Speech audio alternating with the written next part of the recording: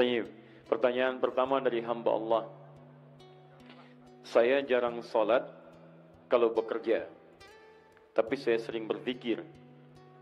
Pertanyaan saya, apakah zikir saya dapat pahala atau tidak? Jadi maksudnya dia zikir tapi tidak sholat. Baik, bagaimana statusnya? Kiai Haji Muhammad Hashim bin Asy'ari Hadratus Syekh pernah menulis 19 kitab. Kitab keduanya disebut dengan Risalah Ahlus Sunnah wal Jamaah. Anda buka di halaman ke-11, paragraf yang ketiga, baris 1 sampai 3, paling kiri sebelah bawah.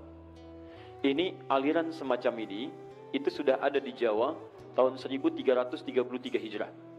Dikenal dengan Abahiyun. Judulnya diberi bab Faslun fi Zuhuril Bid'ah fi Ardi Jawa wal Mubtadi'ina fiha wa Intishariha. Pasal tentang datangnya aliran-aliran yang menyimpang di tanah Jawa, penyebarannya dan tokoh-tokohnya. Di antaranya dikenal dengan Abahiyun. Siapa Abahiyun itu? Yaitu orang-orang yang berzikir dalam dirinya, kemudian dia menyimpulkan wasafa qalbuhu, hatinya telah merasa bersih, merasa tenang, wala yantabiqu alaihi al-amru wan nahyu, dan tidak berlaku lagi bagi dia larangan dan perintah. Karena itu orang ini dia sudah merasa enggak usah salat. Karena salat itu bagian dari zikir. Yang penting saya sudah bisa zikir, saya sudah salat. Sehingga dia mengatakan kalau orang masih salat itu masih latihan. Karena orang kalau sudah salat sudah dekat dengan Allah. Fayantabiqu alaihi al-iman wa ikhtaral iman alal kufri. Dia memilih beriman, dia merasa beriman, dia tidak kafir, yang penting dia zikir, dia tidak salat. Kata Syekh Hashim, ini termasuk kepercayaan yang menyimpang, aliran yang menyimpang, dan dikenal kemudian dengan aliran kebatinan. Kebatinan itu zikirnya cuma akhlak saja, yang penting akhlak baik. Zikir dalam diri tidak usah salat. Maka yang seperti ini dianggap bertentangan dengan aliran-aliran atau dianggap bertentangan dengan nilai-nilai dalam Al-Quran dan Sunnah Rasulullah Sallallahu Alaihi Wasallam. Karena di antara makna zikir itu salat. Jadi kalau anda tidak salat berarti anda meninggalkan zikir. Ya, Nabi salat, sahabat salat, tabi'in salat, ulama salat. Bahkan semua Nabi salat. Nabi Musa salat, Quran surah ke-20 ayat ke-14. Nabi Isa salat, Quran surah ke-19 ayat 31 sampai 33. Nabi Ismail salat, meminta keluarganya untuk salat. Wa kana ya'muru ahlahu bis salat, Quran surah 19 ayat ke-55.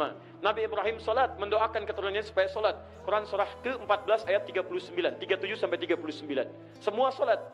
Nah, Nabi, Rasul salat, sahabat salat, tabi'in salat, ulama salat. Antum bukan Nabi, bukan Rasul, bukan tabi'in, bukan sahabat, bukan ulama. Antum tidak salat. Ada sesuatu yang harus kita perbaiki dalam diri kita. Disingkatnya, tidak dibenarkan salat hanya berzikir saja dalam diri kita, tapi harus diwujudkan dalam bentuk gerakan-gerakan ibadah salat. Ya. Boleh berzikir, subhanallah, alhamdulillah, Allahu akbar. Kapan waktunya? Selesai salat. Boleh. Apa dalilnya? Quran surah keempat ayat 103. Paling kanan di pertengahan. Fa idza qadaytumus salata fadhkurullaha. Maka jika anda telah tuntas mengerjakan salat, silakan berzikir kepada Allah.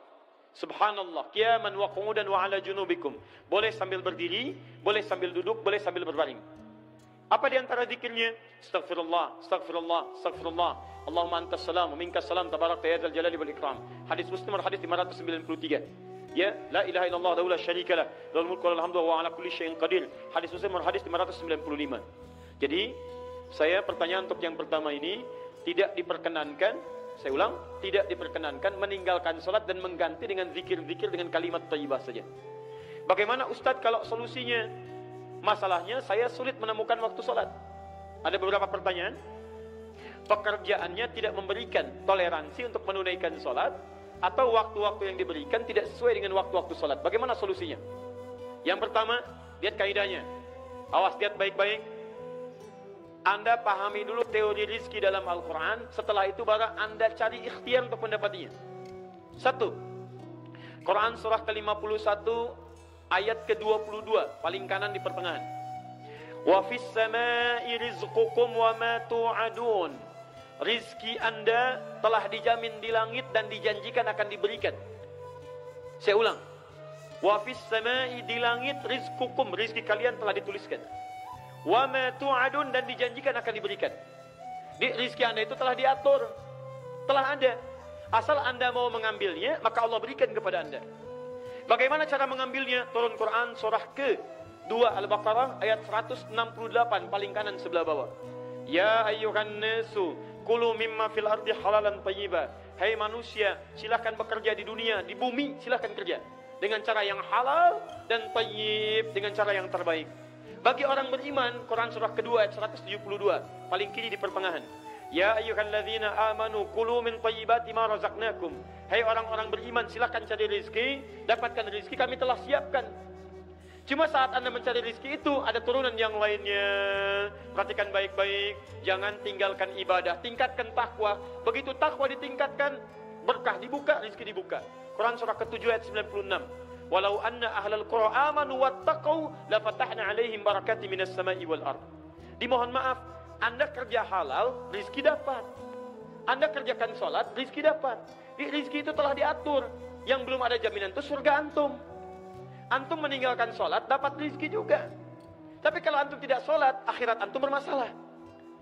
Rumusnya bagaimana? Rumusnya adalah, jangan takut antum tidak mendapatkan pekerjaan, karena takut kehilangan rezeki. Tidak. Rezeki itu telah diatur, asal antum mau kerja, dapat antum bagian dari rezeki. Karena itu saran saya, sambil antum mendapatkan pekerjaan yang baik, jalani pekerjaan sekarang, cari pekerjaan-pekerjaan yang tidak menyulitkan Anda untuk mendapatkan sholat. Ayo cari dari sekarang.